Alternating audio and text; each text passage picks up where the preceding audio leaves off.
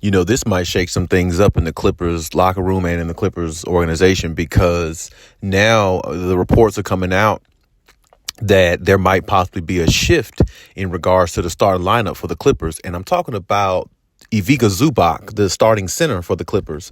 Ever since Mason Plumlee has came there, I think that really has deteriorated some of Zubac's stock. Now, I'm not saying that Zubac is not formidable. I'm not saying he's not good enough to be a starter for the Clippers or for another team they decide to trade him. But, you got to look at it from a standpoint of what Mason Plumlee brings when he comes in.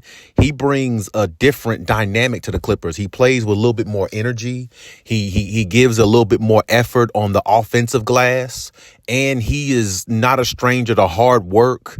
And you could just see he's a blue collar type player. And on top of that, I've seen times where Mason Plumlee would catch the rebound and run it. I mean, go from one end to the other, coast to coast, and give like a dime pass to either Kawhi, PG, or maybe Terrence Mann, on the break, cutting to the basket, or maybe even Russell Westbrook. We don't see many big men who can go on the break like that and still deliver a good pass the way he can. And, this left-handed shooting from the free throw line has been an anomaly for him. It's been great for him, I would say.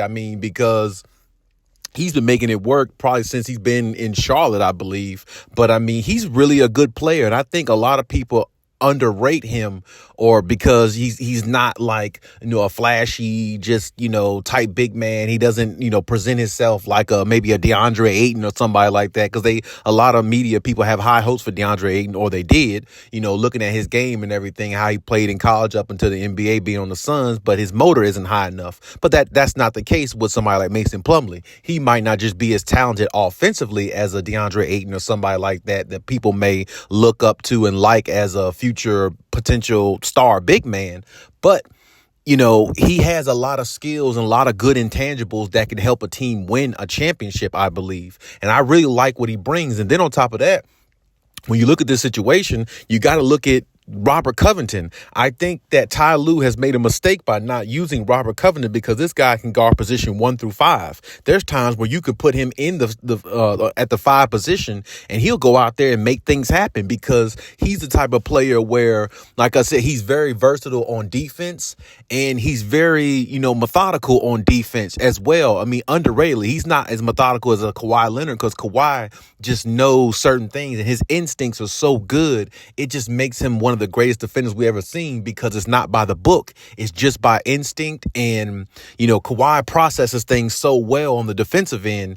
It makes it even easier for him on the offensive end, because he affects the game on the other side, which allow his offense to just, flourish at times. It almost helps him get him going. But Robert Covington is he's very good and crafty, and he's very good, and he's methodical on defense as well, because he uses a lot of his instincts to help, generate defensive plays. But he is a really good on-ball perimeter defender as well. So when you look at that, him being, he can guard position 1 through 5, you can throw him in there, you can mix him in there at the center position at times, to play small ball. And that's something that the Clippers definitely would like to do, because they've been trying to implement that the last year or two, but they really haven't been able to put it all together. But, Robert Covington, Rocco can give you that small ball, type gameplay, because like I said, he can guard position 1 through 5, and plus he can stretch the floor. He can knock down a 3. If you give him 5 3-pointers in a row, if he took 5 threes right now, he can hit 2 out of 5.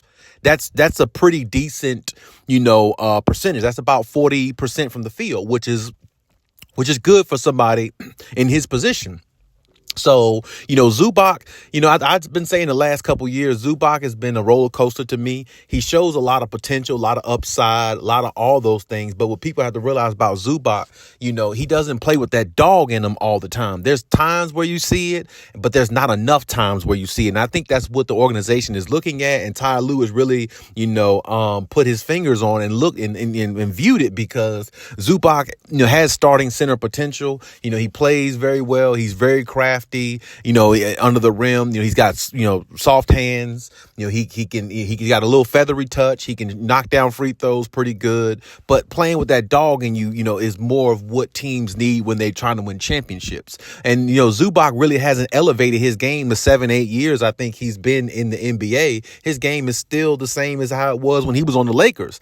Or maybe it's a little bit better, but it's not much improved the way a lot of people thought Zubac would be. I mean, a lot of people looked at Zubac as being, maybe not a Jokic, but being a foreign player that would have a very, very huge or pretty good name in the NBA based upon what they saw on the Lakers, the talent that he showed when he was on the Lakers.